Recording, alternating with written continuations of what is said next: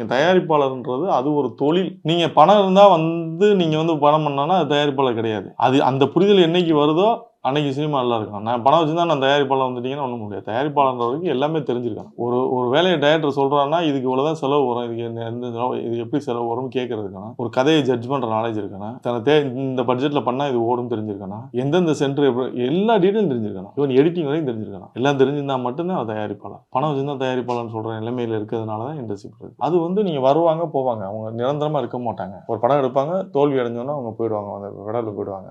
But எடுக்கிறதுக்கு முன்னாடி அவங்க எப்படி எடுக்கலாம்னு கேட்க மாட்டாங்க. பணம் இருக்கு. அவங்கள மூளைச்செலவு பண்ணி கூட்டு வந்துருவாங்க. சார் இவ்வளோ பிசினஸ் இருக்கு, அவ்வளோ பிசினஸ் இருக்கு. அவங்க பெரிய பிசினஸ் போல அப்படின்னு நினைச்சு வந்துருவாங்க. எடுத்ததுக்கு அப்புறம் தான் ஃபீல் பண்ணுவாங்க பாவம். அப்போ எடுத்து முடிச்சுட்டு அவங்களுக்கு ஏற்பட்ட கசப்பான அனுபவத்தில் திரும்ப போயிடுவாங்க. இது வேடந்தாங்கல் சரணாலயம் மாதிரி வந்து போறது. ஒரு குறிப்பிட்ட பேர் ஒரு 10-20 பேர் மட்டும் தான் நிரந்தரமா படம் பண்றாங்க. நல்ல தொழில். பட் நம்ம எப்படி பண்றோம்ன்றது எந்த தொழிலும் தவறான தொழில் கிடையாது. அதை நம்ம எப்படி அணுகிறோம்ன்றதா இருக்கு. அந்த தொழிலை எப்படி நம்ம அணுகிறோம், எப்படி பண்ண போறோம்.